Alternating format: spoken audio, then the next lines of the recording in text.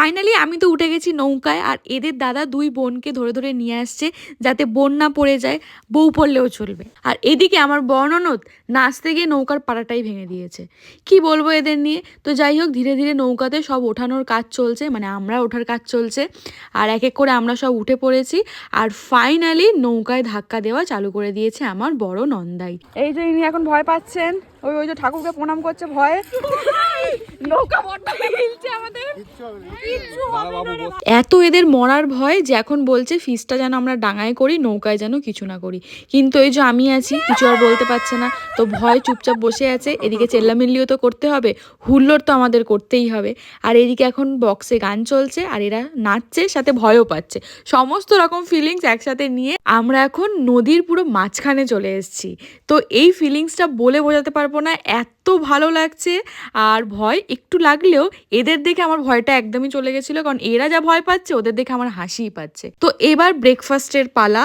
তো এক এক করে পাউরুটি, ফ্রুট কেক, কলা আর ডিম সেদ্ধ নিয়ে হাজির হয়ে গেছে। আর এই সব কিছু অ্যারেঞ্জ কিন্তু করেছে আমার বড় ননদ আর বড় নন্দাই। ওরা না হলে হয়তো এত ভালো আমরা ওই দিনের পিকনিকটা করতেই পারতাম না।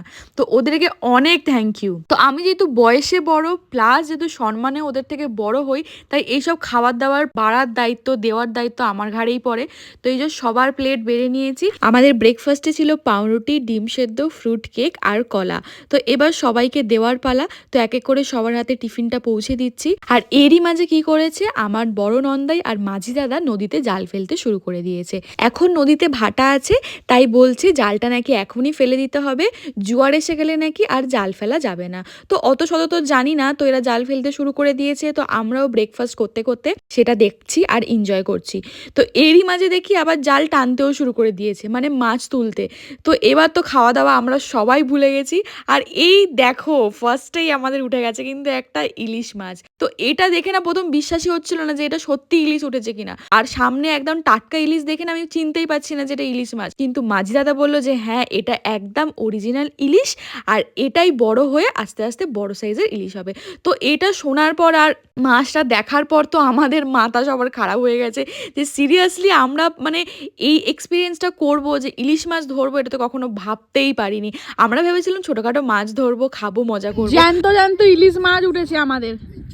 এটা হচ্ছে অরিজিনাল ইলিশ, একটা ফটো তুলে দে দিচ্ছি। আর এই যে কোনগুলো খয়রা, এই যে এইগুলো খয়রা, আর এইগুলো সব ইলিশ উঠেছে। খয়রা, 4টে খয়রা, 5টা ইলিশ। তো আমরা ইলিশ আর খয়রা মাছ তুলেছি। মাছটা দেখো নড়ছে, ইলিশ মাছ এটা, মাছটা নড়ছে। আর এইসব মাছ দেখে আমাদের ব্রেকফাস্ট তো মাথায় উঠে গেছে, আমরা মাছ নিয়েই মেতে উঠি।